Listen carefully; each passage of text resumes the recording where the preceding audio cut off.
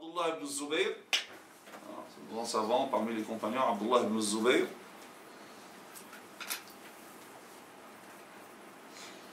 Donc il était jeune du temps du prophète sallallahu alayhi wa sallam. Mais donc l'une des caractéristiques de Abdullah ibn Zubayr, c'est le premier enfant né après le hijra. Le premier. Sa mère c'est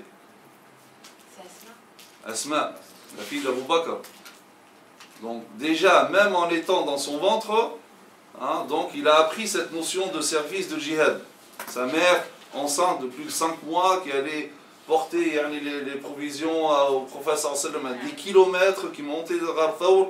Donc il a appris cette notion déjà dans le ventre de sa mère.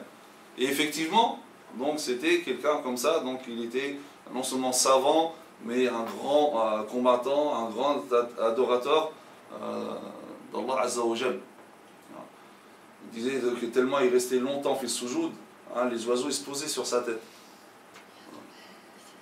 Et une fois, donc Abdullah ibn Zubayr était chez le prophète sallallahu alayhi wa sallam, enfant, et le prophète sallallahu alayhi wa sallam avait pratiqué le hijama, la saignée. Donc il y avait du sang dans le verre, il dit à Salman, à Abdullah ibn Zubayr, va jeter ce sang. Il est encore enfant, jeune, adolescent, il prend le verre et il sort, c'est le sang du prophète sallallahu alayhi wa sallam. Il dit, mais où je vais le jeter? Jeter le sang du prophète sallallahu alayhi wa sallam. Qu'est-ce qu'il fait? Il le boit.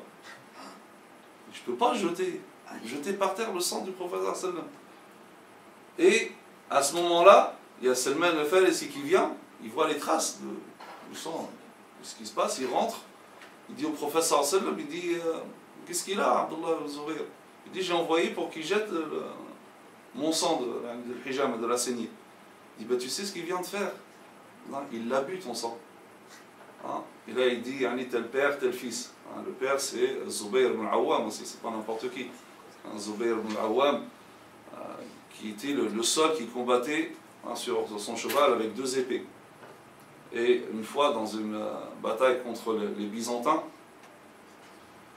les musulmans étaient un petit peu effrayés, tu vois, l'organisation de l'armée, c'est pas comme les Arabes.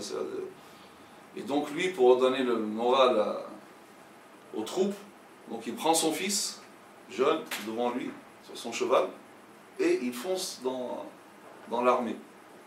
L'armée s'ouvre, comme ça, en 2, et lui, il traverse, ensuite, les rangs se renferment sur lui.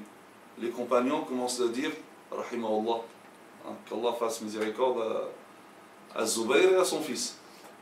Un peu de temps après, les rangs s'ouvrent à nouveau. Et il ressort. Arrivé à l'armée musulmane, il dit, vous avez peur d'eux?